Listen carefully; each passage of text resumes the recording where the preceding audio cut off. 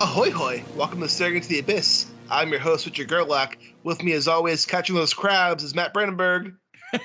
Oofa magoof, was this book bleak? And possibly finding something else is a Vitlame Mist.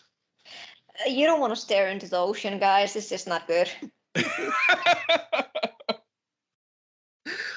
Today, we're going to be discussing the book Maiden by Ward Nerdlo, Edward Lorne, and T.C. Parker. Yeah. That writing name, guys. Yeah. How many has he? He has a lot, doesn't he? Honestly, he's only been punching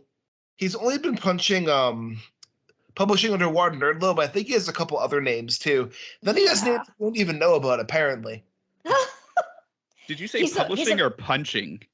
Publishing. Okay, it kept sounding like you were saying punching. I mean, he's probably punching he's a man of mysteries. He's probably has done a lot of punching as well. Man of mystery, I love it. But yeah, this was a dark and fucking bleak story. Ay. Was this your first, or you've read Lorne before, right, Vitlame? Yeah, the collaborating one, this Darren Copperhob, yeah. Yeah. I don't think I have. Yeah, that was the because one.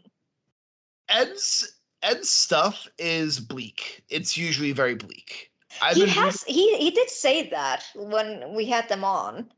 Yeah, I've been reading E for a while, and his stuff's really bleak. Like, I remember the first book I read from him was Cruelty. And Cruelty is a great book. But there was one moment in the book that just, like, fucked me up. And I was like, holy shit, like, where the fuck did this come from? And is it just a huge gut punch? Yeah, and it wasn't even the end. It was even the climax. Damn. And it just got more and more bleak as the book went on. But no, he just really likes to kind of just hit you with the gut punch. Yeah, he likes to fuck you up.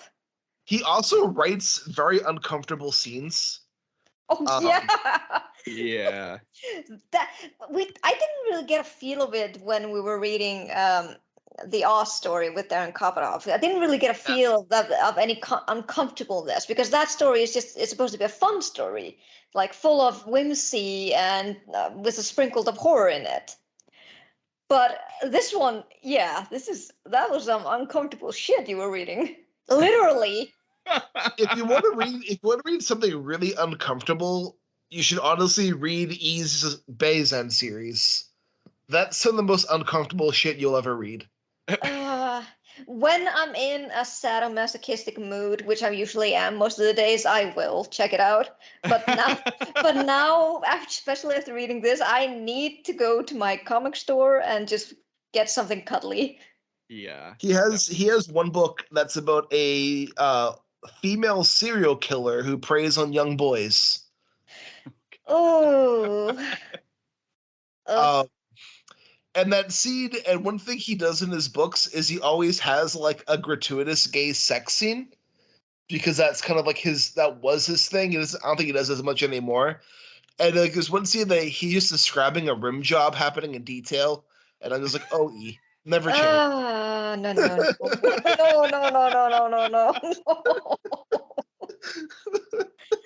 Did we even say what we read? I did. Maiden by Ward Nerdlo and T.C. Parker. Ward Nerdlo is also Ed Lorne. I think I got distracted. By the uncomfortableness. By all of this. I've read other stuff by T.C. Parker, and her stuff is also very different from this too. She's wonderful, by the way. Like, her work really is also fantastic. Yes, I wholeheartedly agree. Like, I've only read Saltblood thus far, but I am really, really interested in getting Hummingbird soon. Yeah. Oh, I need to read Hummingbird. I have it on my Kindle, but I haven't got to it yet since I find it hard to read on my iPad and my Kindle's been broken. Oh, no. So, I need to fix that soon. But before we dive in, we like to give our weekly rundown of some media that we've consumed. And we all read Maiden this week, but did anybody catch the newest Boys episode, or at least catch Herogasm? Nope. No, sorry. Ah, I've been busy, man. that's true. I've been busy too. I've just been watching a lot of media because I've been on my spring, kind of like my summer break before I start summer school. Nice. So I've just been doing what I can to catch up on media. But The Boys this season, I think it's the best season of the show. They've really upped themselves for what they were doing. Yeah. And it's definitely become like one of my go-tos. And then I have also finished Stranger Things. I binged the finale of this season yesterday. How many episodes were in this season? So they released 7 in volume 1, and then they released episodes 8 and 9 yesterday for volume 2. Yeah, they were only 2 episodes, right? Yeah, but episode 8 is an hour 20 minutes long, or an hour 40 minutes long. And episode 9 is 2 hours 20 minutes. So you get 4 hours of content in those 2 episodes. Holy crap. How long of a break was it between volume 1 and 2? Like a month. Really? Okay. It's only been a month. I feel like it's been a month. I feel like people have been talking about this nonstop. So it's been a month. Crazy. It was an epic finale. I'd hope so for 4 hours. Like it was a fart, I'd be sad. It was honestly really epic, and it got pretty dark, and it had a cameo from my favorite Stephen King novel. So, ooh, they read from the Talisman in it, and a lot of Maximum Overdrive. There's no Maximum Overdrive, sadly. Damn, no. I know that's your favorite, Matt. It should be Emilio Estevez movie. Oh God, I could talk a whole bunch about Emilio Estevez. Emilio! Literally just watched National Lampoon's Loaded Weapon 1 the other night, and it's so good. But anyway, I digress. I will say this is just a slight spoiler, but it's something too major. There's one scene where Eddie has to be kind of a distraction, and they have a whole action scene play out to Eddie playing Master of Puppets by Metallica. And it was honestly pretty fucking epic. Amazing. And is that going to be the new Running Up This Hill or whatever? No, because the new Kate Bush. No, they actually play Running Up This Hill maybe 3 times in the entire finale too. Well, of course. You're never going to escape Kate Hill. Yeah. Kate Bush.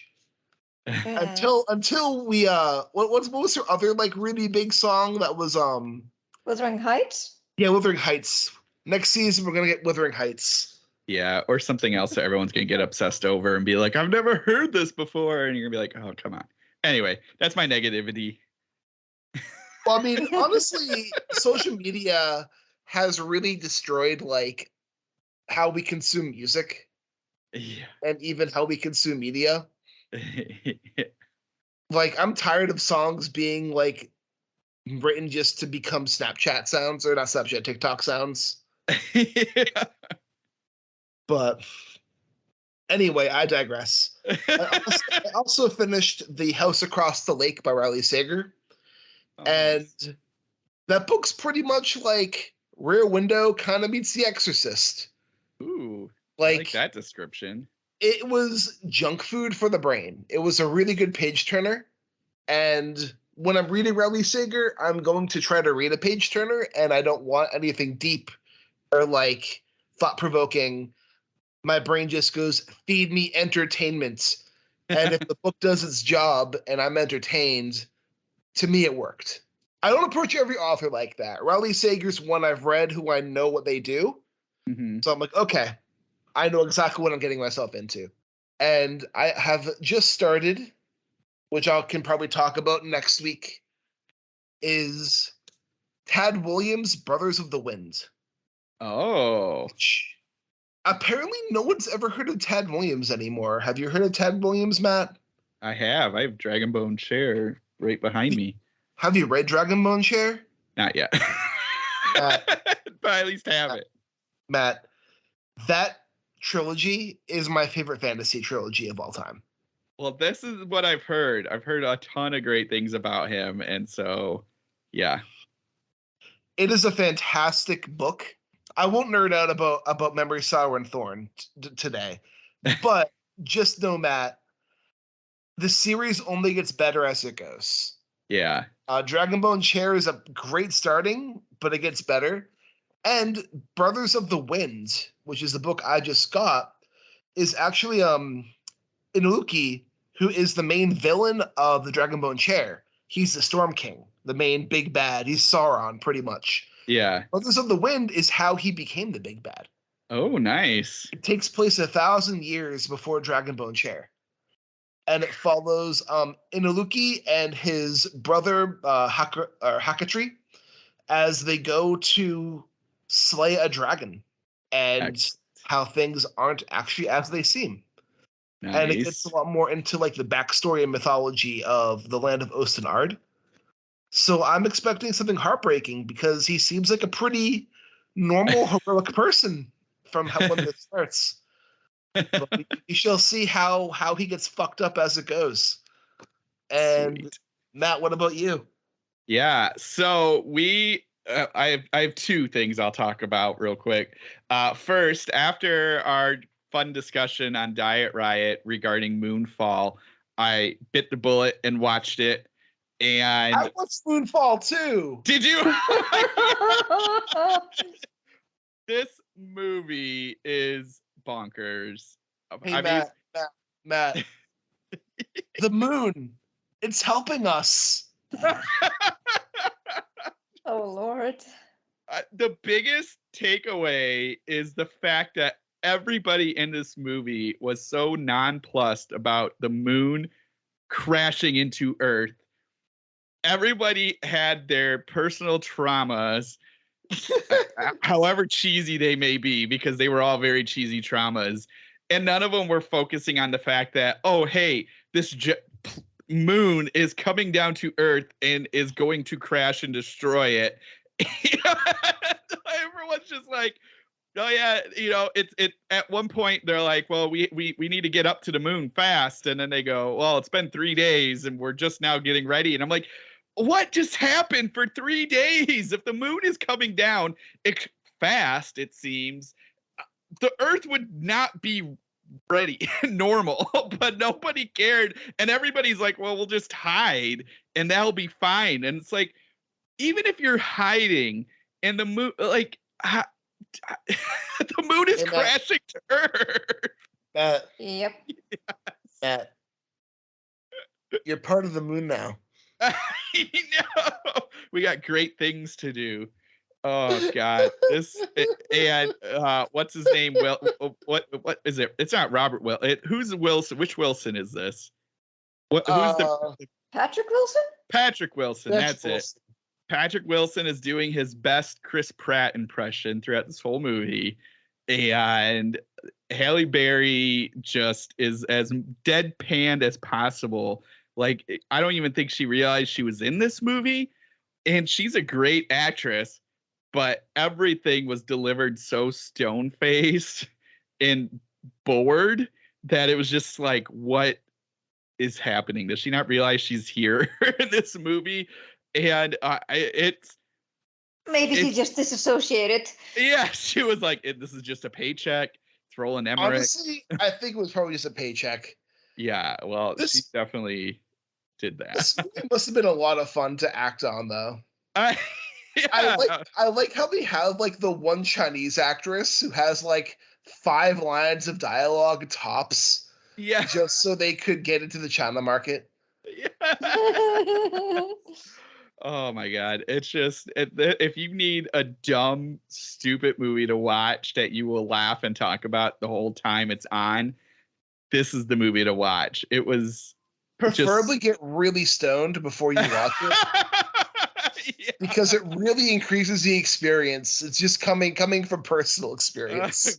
Oh, God. Yes. So Moonfall was just a dumb, entertaining, stupid movie.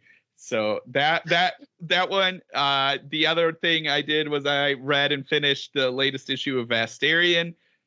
I know I just say a million good things about it, but it's just so good. As always, this issue, a couple of the stories that really drew my attention was Kristen Cleveland's return to office, which is about people coming back to work after COVID, and they are making their employees at this business. It's like some accounting or some firm that like compliance firm or whatever like that, and they all have to wear these glasses that will track your eye movement and will shock you if you are seen not looking at the screen, and will only allow you to take 3-minute breaks. And so and you all the places, and it's required to wear.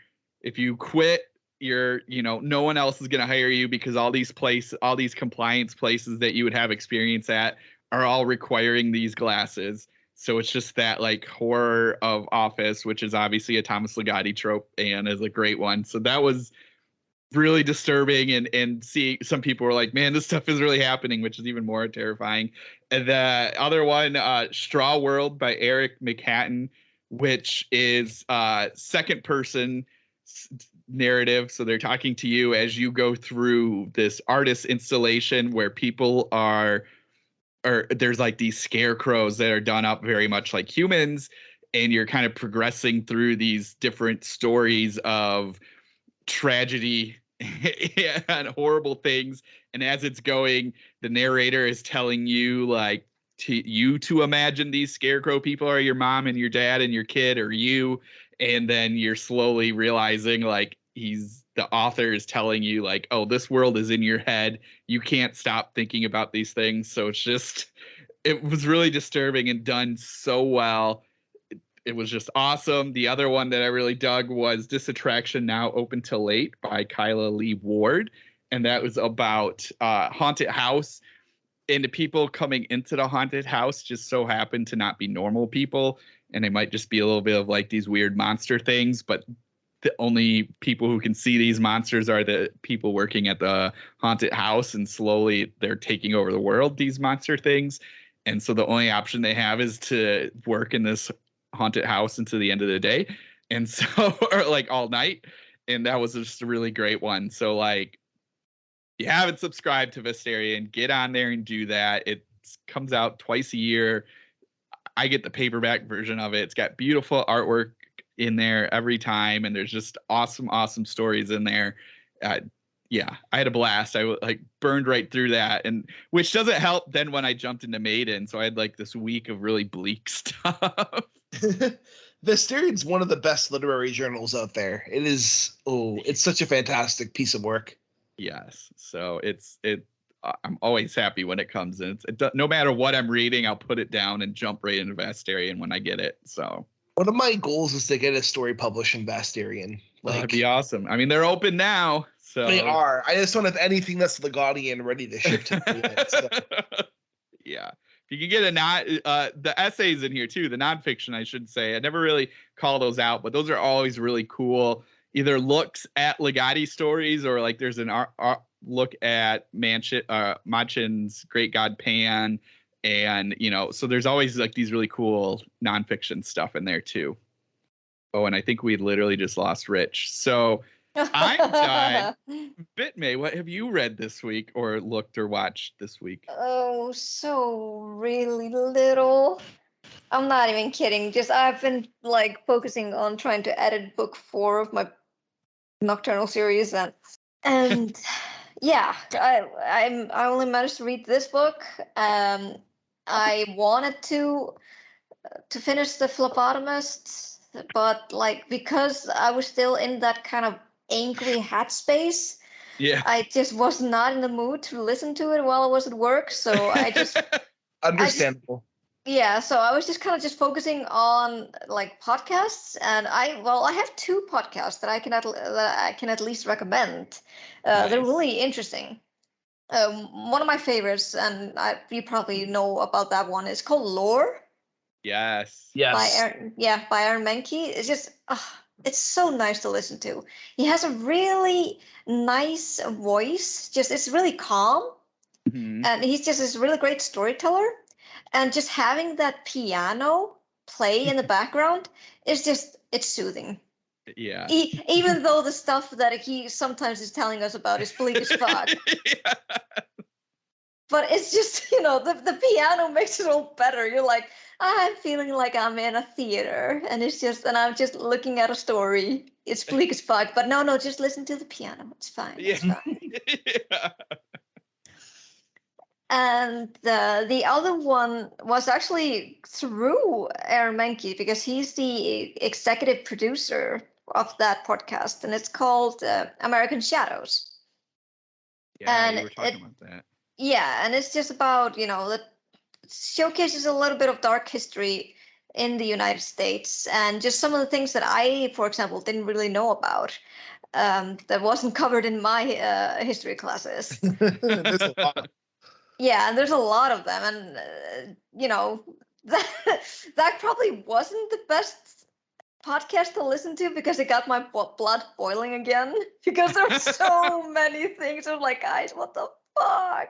And like, for example, the Boston fire could have been easily avoidable, but because of politics, they were like, nope, not gonna do anything a lot, and didn't listen to the chief engineer at that time. And he was like, guys, we need to prep. There's gonna be huge fires here. We should be ready. And they're like, nope, no, it's not gonna happen. Shut up. And then everything happened, and they blamed it on him. And I'm like, motherfuckers. It's always a messenger that gets in trouble. He was just trying to help people, and he's the one Yes. everything fell on. It is. And the first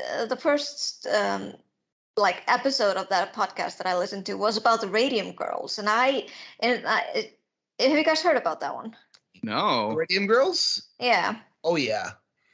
They were the women who, after Mary Curie, just declared that radium, she had discovered radium. It was just all the craze at that time. Like, it was put in fucking everything. Mm-hmm.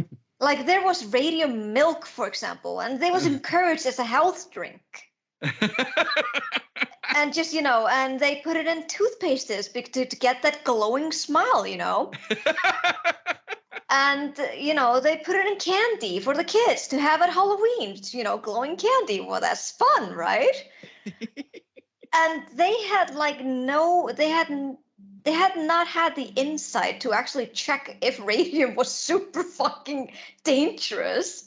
Or, well, they probably did, but chose to ignore it because because it was super popular at the time. And the thing with the Radium Girls is that they were employed to put a little bit of radium into these stopwatches, or the watches that the soldiers had in World War One. Mm-hmm. And the thing is, to paint with radium, like with radium powder, they had to use like really fine brushes, like really, really fine brushes. And they always had to like dip it like with their tongue or like with their mouth. Oh, God. So they, little by little, every single day for 8 hours, they were ingesting so much radium. And the company that they were working at, I can't remember what it was called, they assured them that this was safe. Like nothing would happen until they started getting sick. And the descriptions, guys, it's like the worst fucking horror movie I've ever heard. No, I'm not even kidding. Like, their jaws would come off. Oh my God. Their lower jaws would just disintegrate and come off, and they would still be in so much pain because there were no morphine for them. They shipped that all to the soldiers instead. Jeez. You keep on going, Vitlame. Yeah. They tried to go to court for this. They sued the company because they lied to them about this being safe. And they, being the ruthless fucking company that they are, they just, hired it out, basically. They just like made it wait, just to wait to see if they would just die from this so they wouldn't have to go to court. Crap. Yeah. And I remembered that they actually made a film of this, and I just really need to watch it. You should look up it's not really with American stuff, but you should look up the book The Hot Zone by Richard Preston. about the Ebola virus outbreak. It is a nonfiction book, but it's some of the most horrifying imagery you'll ever read in your life. I can imagine. But no, the radium stuff is fucking terrifying. It is. And people say America is an unhealthy country now. Yeah, and it's also funny. I can't remember the name of the guy, but it was shortly after the trial with the radium girls. There was another company that touted that this kind of, I think it was water. It was kind of like it was touted as a health water that contained a lot of radium in it. And there was this one guy who was like this huge, he was like a big businessman. He bought into it and just kept drinking a lot of it. And he got really sick. And surprised. and he died, of course. But the thing is, his coffin is just lead. It's still radioactive. Like you can't, they had to bury it really deep and like encase it in so much lead so it wouldn't start, leaking radiation out of him. Wow. Yeah, and it's the same with the radium girls actually too. They're like super fucking radioactive. They had to be buried in lead as well. Wow. Shit. Yeah. Well, before we move over into the bleakness of this Maiden, I have one more. And this just is to add some levity. Have you guys ever heard of the show Slow Horses? No.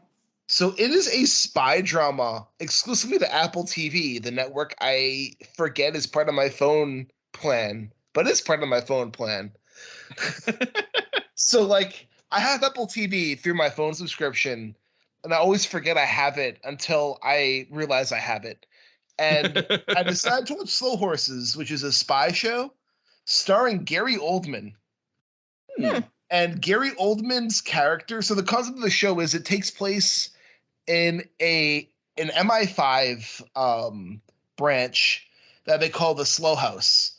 And it's pretty much all the agents there are disgraced. Like, they're the bottom of the barrel. They're the agents MI5 is trying to get to quit. So they shove them in this building and give them shit work to do to kill the morale so that these guys quit. Now, and wait, so the show is called Slow Horses? Yes. And they're in Slough, SLOUGH, Slough House. Oh, house. Okay. Yeah, house. That's the house they go in is Slough House, not Slow Horse. Okay. They're called slow horses because they're kind of like meant to be put out to pasture and be killed essentially. So they're not like partnered with a horse. I just made you stop. Or wait, did we lost? Yeah, we lost him again. Okay, well, in my imaginary world, Gary Oldman is partnered with a horse. Yes, he is. My laptop went to sleep for some reason for a second, so I'm gonna move my mouse so it doesn't happen again. I thought I just like murdered you by saying that. No, you didn't. So Gary Oldman's partnered with a horse. No. Yes.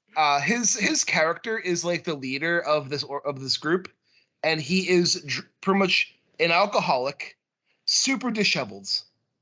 Like, his introduction is him sleeping on a couch with his dirty socks in camera view and his toes poking through holes in his socks, and he farts so loud he wakes himself up.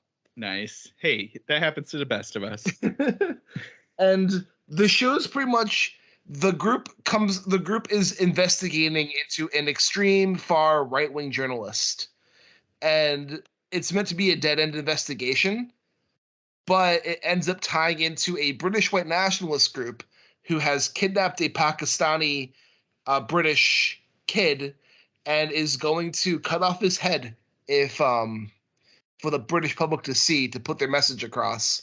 And our men get involved in this happening, and that it's actually a false flag operation that's being put through MI5 to be blamed on Slough House. So they have to like save the kid and protect their names as it all goes.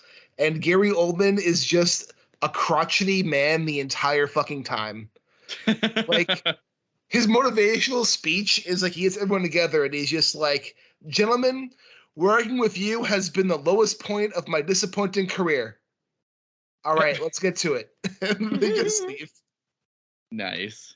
The show, like, it has pretty serious themes, but it has a lot of comedy in it. Like, every episode I laughed out loud several times. It has that dry British sarcastic humor. And, like, it's really good. Like, there's one part Gary Oldman's character steals a car to run a distraction, and he drives around London blasting the Proclaimers. Oh, God. And then he tries to return the car, and everyone's just pointing guns at him, and he's just in the car singing the Proclaimers. And then one guy's like, he rolls in the window with like the chief comes, and the guy's like, turns like, do you think this is a joke? He's like, no, it's the Proclaimers. Oh, God. Like, it's a good amount of humor with a really great twisty spy thriller storyline, and apparently it's based on a book series. So I'm kind of keen to check out the books and see how they compare to the TV show. Hey, you know what else? What's up, Matt? Mermaids. This book was a lot. It was. Yep. It was good. I liked it a lot. Yes. It was very heavy. Yeah. Yeah. Dark. I was expecting it to be a little bit, because underwater Nerdlo, E tends to be a bit more comedic. So I was expecting like more comedic stuff in this book. And right away it was just bleak, disgusting, and gross. The book actually managed one laugher out of me, and that was when he described the god of the sea with having a Jay Leno jaw. Yeah. that cracked me up. Funny. Yeah. I did like because that. I vividly imagined it, and I was like, okay, what the fuck? Yeah, I did enjoy that. But yeah, this book, like, I was not expecting it to be as bleak as it is. Nash is one of the most vile people I've ever had the mispleasure of reading from the perspective of. Oh my God, seriously. That fucking piece of shit. Oh, God. Yeah, so yeah. This is about a crabbing boat. Yep. Who is named what's Pepper K. Pepper K, who's captained by a man who calls himself God. Which was an interesting choice. When they're going to catch crabs, and they're catching actual crabs. I'm not using a euphemism for the crabs you get if you're sleeping with many people. These are actual crabs. Although it wouldn't surprise me if we had the sexual crabs in this somewhere as well, knowing E. Yeah. But while they're catching, they end up catching a mermaid. Yeah. And this isn't no Ariel. No. This is a fucking vicious beast. Mm-hmm. Yeah. And as they should be. And everything just goes tits up. Yeah. So it's interesting, and to like just jump right in. Jump right in, honestly. There's like 3 big questions in this that I had.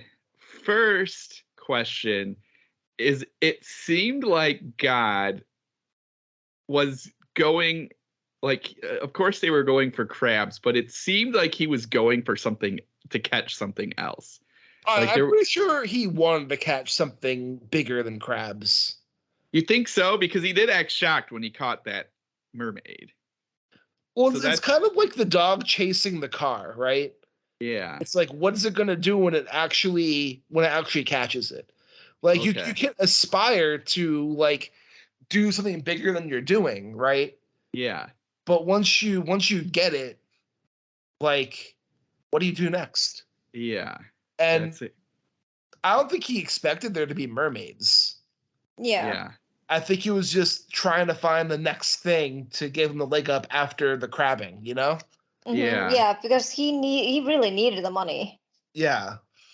Yeah, because that's like, it kind of was setting that up at the beginning, where it was like he needed to go out. And like, for listeners, the crew, so it's God, it's Nash is his first in command, who we'll get to in a minute. And then there's 3 other people, and they're all like new to being on a boat, new to crabbing. but like he did that on purpose, which then leads to my next thing. Why did he act like he needed Charlie so much? He kept saying he needed her for a reason, and I couldn't figure out what that reason was. I just think maybe God needed all of them for a reason, because he puts everything in like a what I say like goes type thing. Yeah. Or like, God has the most power and the most control. So he's like, I have chosen you, therefore you are important.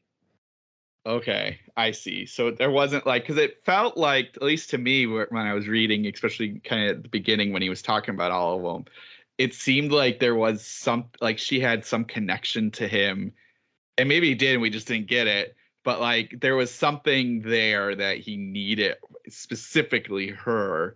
And so that's why I was just like kept kind of looking for it. And we'll get into like there's a part where we get her backstory, and I was like, oh, well, maybe this will tie to him in some way, but it didn't. It didn't.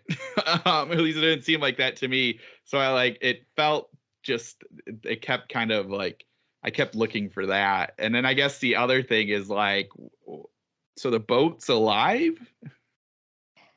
Yeah, I think that was like it was an interesting addition to the story, but I still failed to see how it is an integral part of the story, though. Yeah. And for listeners, that's not a spoiler. So the way they wrote this book, each chapter is from a different point of view. And literally the first chapter is from the point of view of the boat. So Pointed to a few different times. Yeah. So I kept like trying to figure that world out. And there's even a part where Nash, after the first incident with him, he's down there in the engine room, and like even he notices something down there. Yeah, I felt they should have explored that a little bit, because I was like, oh, so it's going to be like a ship? Yeah, exactly. And so like those were, as I was going through it, and we'll go deeper, but like those were my three like that just kind of like stuck with me, and I kept waiting to figure out what that was gonna play out, and it sort of plays out at some point. Some of these things do, and then others don't. So I was just like, oh, I wonder if anyone else picked up on that and had an answer. No, I picked up on it, but I think it's supposed to be like vague and ambiguous. That's what I thought too. I just also like wanted Nerdlo's kind of like doing a bit more bizarre type stories. So I think giving the ship a POV kind of adds to that bizarreness of it all. Yeah. Yeah. Well, and what I thought was interesting, even coming up from last week and kind of the fairy tale Eric LaRocca type of story, this does kind of lend itself a little bit to that, specifically having the boat have like a voice and just some of the stuff the boat was doing, and having mermaids kind of leads to that. I guess it's almost a little bit of a like a old sailor's tale kind of thing, just done new. But yeah, at the same time, I was just kind of like waiting. I was like, I wonder if this is gonna be something. I've read the. Have either of you read the Mira Grant? What was it? Rolling in the Deep or Drowning in the Deep? Yeah, I read both. Those I like this better than those, and those are really good. Yes, but I think. Well, let's compare notes. Well, what I liked about Mira Grant's story, like mermaid stories, is because she really goes heavily into the biology of the mermaids. Yes, which is super science. Yeah, it's super interesting. It's just I was like really, really immersed into that, because because you kind of have this ingrained in your head that mermaids are supposed to be like Ariel, looking human, but I only have a fish tail.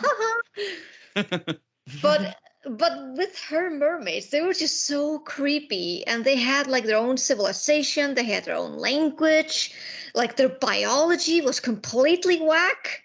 And I loved that, but the rest of the story, it just fell flat.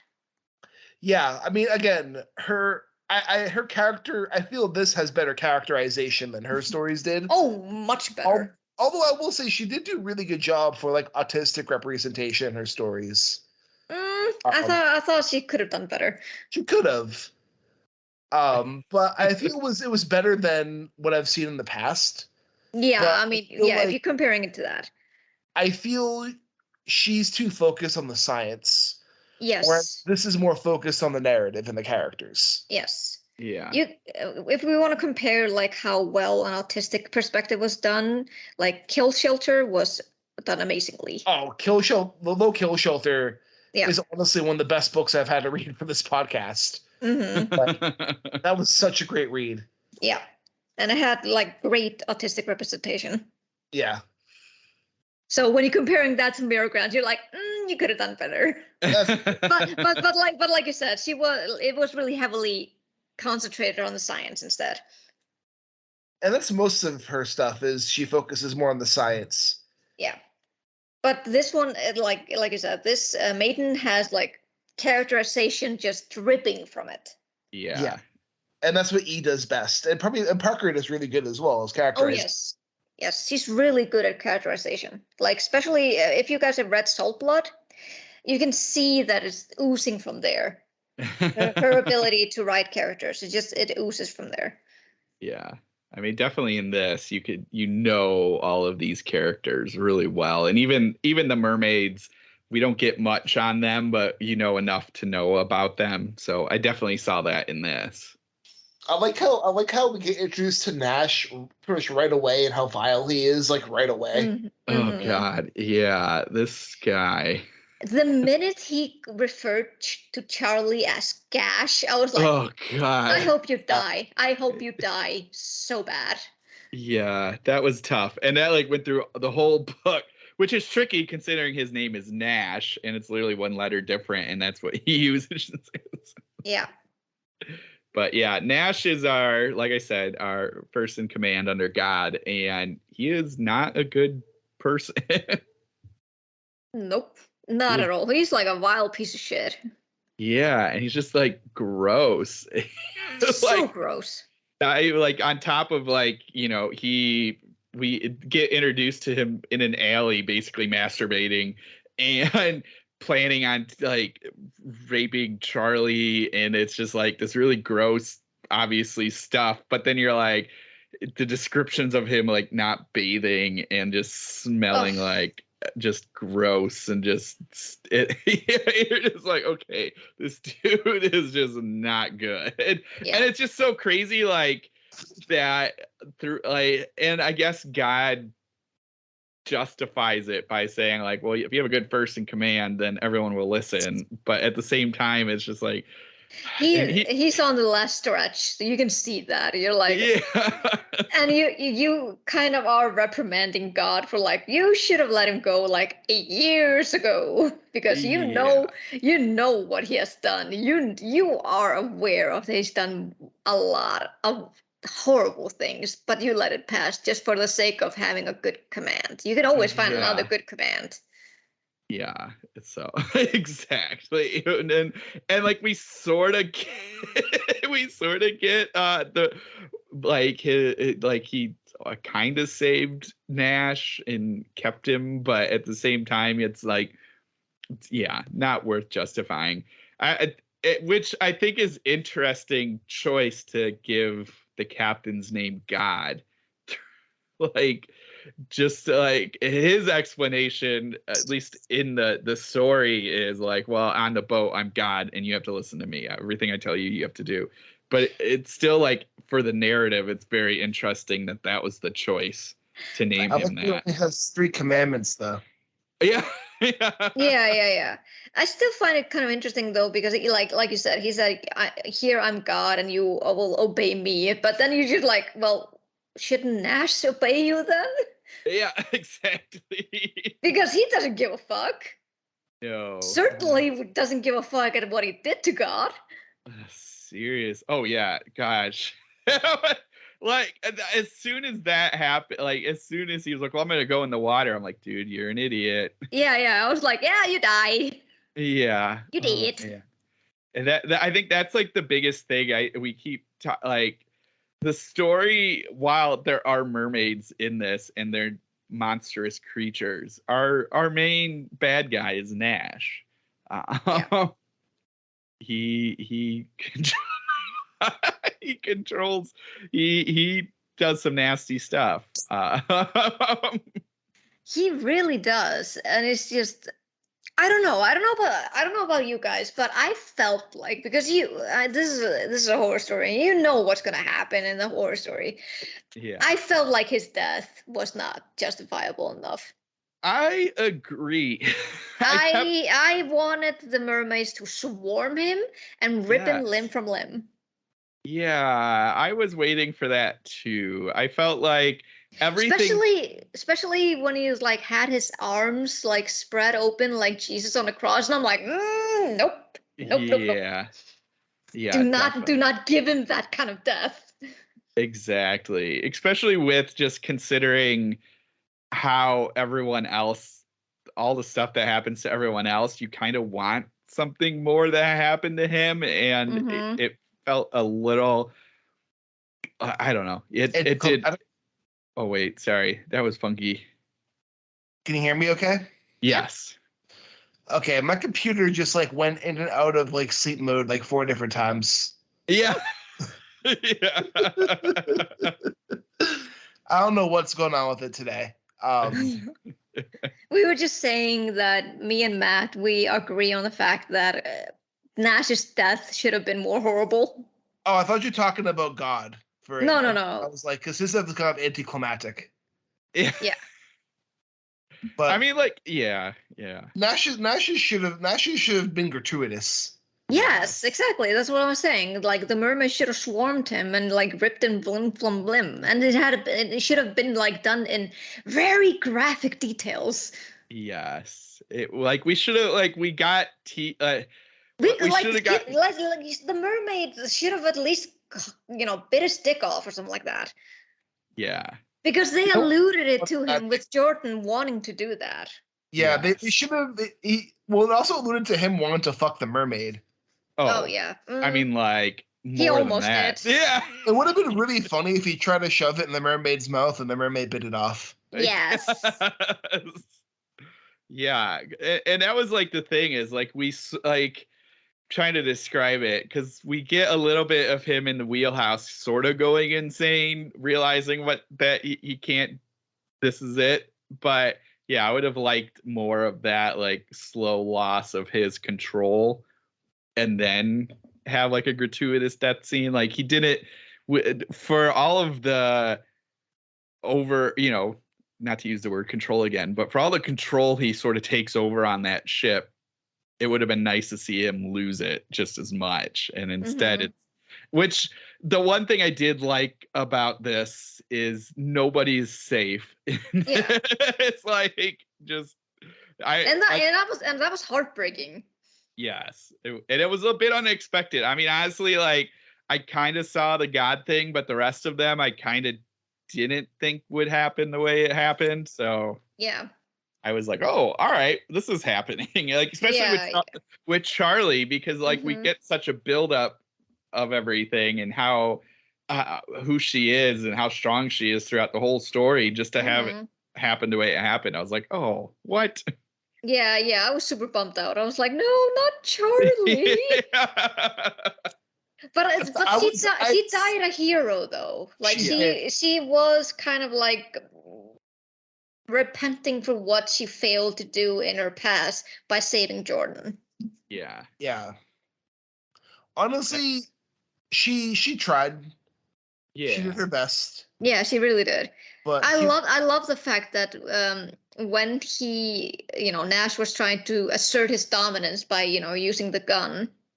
Yeah. And he had already shot one of the mer people. And she just looks at him. And then she's like, smiles, and she's like, you only have one fucking bullet left. And I was like, yes! That was awesome. That was so awesome because I remember, like, I hadn't even gone to that chapter when she realized it yet, but when Nash realized it, I was like, yeah, well, Charlie's gonna notice. She's a veteran. She knows this. Yes. And then came the chapter, and I was like, fuck yes, you did. Yeah. The one thing I really liked, and we're just talking again about how well written this was and what they did. And while it frustrated me, again, loved how well they wrote it, was the fact that like they kept not being able to do stuff, not being able to fight back. I mean, it's frustrating because you're like, come on, just like, mob Nash and you would take him out. Mm-hmm. They made it realistic.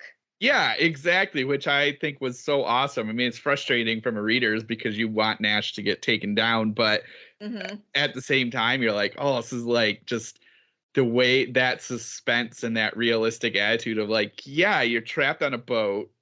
This crazy person's got a gun and he's the only one that knows how to navigate and drive the boat. It's like, of course, you're not going to be able to do anything, even though it's frustrating and you want them to do something. Mm-hmm. Yeah, so, that's also what I really like. This could happen.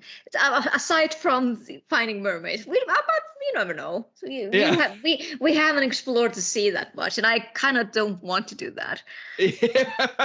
For those of you who don't know, I'm terrified of the sea, which is horrifying because I'm trapped on a fucking island surrounded by ocean. I mean, it's sort of fair because you're there, all what's happening. I mean, like, you don't know what's happening, but it's all around you. Yeah. So, but you got to get through the ocean to get there. Yeah. Yeah. I also really thought it was interesting of them to write in the third person present tense. Yeah. Yes, that was interesting. I've never read anything like that. Yeah, I liked that because it does kind of keep you tense. Like, it builds up the urgency. Yes, which definitely throughout this whole thing. I mean, like I read it in 2 days because I kind of wanted to know what was happening, and it kept me hooked. Yeah. I mean, this is a fast read for like 200 pages. This is a super fast read because you were like, okay, so what is happening next? And then you go to the next chapter. Okay, seriously, what is happening next? Yes. We just said very fast read at the same time. Yes, I do. I can do it a third time. Very fast. Very fast. Very fast. No, it's this book flies by. Yeah. Yeah, it does.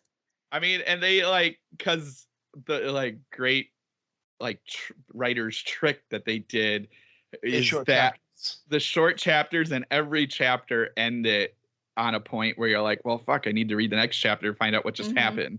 So there's never a point where you're kind of like, well, I can stop here for tonight and I go to sleep tomorrow. Yeah. It's like, no, every chapter end it and you're like, well, I need to see what just happened, especially with that switch of POV, which I know, Rich, we were kind of talking about before this. It's like, I think it worked in that case because it would always end and then you would jump to the next person and you're like, well, wait, what just happened? But they did manage to weave it together in the place you didn't feel that you missed anything when you jumped from their point of view. Yes. They did manage to put a little bit of hints of what the other person was doing prior to jumping into another person's point of view. Yeah, definitely. Because there was a lot of people that fail in doing that when they're writing a multiple point of view stories. Mm-hmm. Yeah, I think it helps too, with having the names up front and kind of getting us into that mindset really fast to be like, okay, I'm with so and so now. So I think it also helps the fact that they are all in a confined space. Yes. That's how we manage to stay on point with the story because they're all trapped together. It's it's been quite a while since I read any of the Game of Thrones stories, but they are not in confined spaces. And I remember I always had to go back a few pages because okay, so where was he again? Yes. Oh yeah, it was there. And it was it was really tiring. Yeah. I think that definitely helped drag out the book for me, those books, at least for me, because you would have to be like, all right, well, when was the last time I saw him to figure out where they were? Yeah. But this one, and it's funny because again, that reading Eric's story last week, Confined to the Apartment, this was really done well, keeping us contained in that boat. We were in that boat 95% of the time of the story, and I think that helped keep us engaged in what's happening and where everybody was. I mean, right, like, I mean, it doesn't take much to get this thing going, and there's not a lot of time, which, you know, one of the things we had talked about was just there's a point where near the end of the book we get a little bit more of Charlie's backstory, which I feel like maybe took a little bit away of the urgency. Yeah. And that was like one of the only times I mean, like, so we have Sam and Jordan. I don't even know if we said their names. Sam and Jordan, we get sprinkled throughout. Less of Jordan. Definitely Sam, we get sprinkled out his backstory. But it seemed like for Charlie, we just get, here's this huge chunk of what happened to Charlie. Yeah, like what happened in the past. Yeah. We're more like, we get subtle hints as what happening with the other guys. More so with Sam than with Jordan. Yeah. And that was that was for me like the bleakest part of the story. What was Sam's backstory? With Sam's backstory, I was like, oh yeah. shit, that was horrifying. Especially because they managed to add a little bit of a haunted horror to it. Yeah. What with him seeing the baby and how the hat turns. Oh god. And I was like, nope. That was so weird. So I was trying to figure out if that, because throughout Sam kind of goes back to the past, back to with his wife and kid. Mm-hmm. And then they keep going like, Sam, where'd you go? And I kept trying to figure out if that was like the boat doing that to him, or if that was just because like even he was like, I didn't mean to go back there, or like there was something like every once in a while he would kind of like, I don't remember like, why am I there? And it was just, I think it was just his form of dissociation, because what had happened to him had been so recent. I mean, that was the reason why he answered God's calling, basically. Yeah. Because he wanted to get away. He was basically running away from both his memory and from what he actually had done. And the ship being the ship as it is, it was probably, you know, not helping with him trying to disassociate. Yeah. And you know, and the thing is, like, this kind of situations that they're in, like they're trapped in a ship. This is kind of similar to like a cabin fever thing. That this will mess with your mind. Yeah, that makes sense. That makes a ton of sense. Because I kept trying to figure that out, but the cabin fever thing, I like that. Yeah, because also, you're out in the open and like there's a storm brewing right next to you, and you're like, well, fuck, I might drown. The violence of this book was fucking brutal too. Oh god, yeah. Mm-hmm. And like, just the way they keep upping the stakes, like when all the mer people begin like swarming the boat. Yes. Mm-hmm. And then fucking Nash. Yeah. My god, that was like horrible.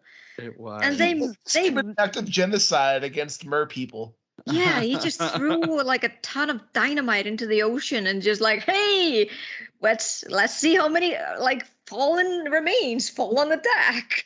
Yeah. And it was just awful, especially because they managed to grip at your heart by like showing the mermaids just grabbing at the remains and just wailing, and I'm like, oh dear God. It's showing us children. Yes. The giant mer person pop up at the end. Yes. I immediately thought of like Cthulhu, but mixed with Jay Leno. Yeah. Oh my god. And now I can't unsee it and be like, have you heard this? Have you heard this one? You want to drive my car? Oh my god. Yeah, the violence was great. It like kept adding up, and to go with that, and then also go with the mermaids. A random question: do you think the story could have been done without the mermaids? Like probably, yeah. Okay. But they would have to find like another type of situation, like how it would escalate into this. Yeah. Because I mean, for example, if they would have gone without the mermaids, what probably would have escalated it would be probably they wouldn't be able to fish anything.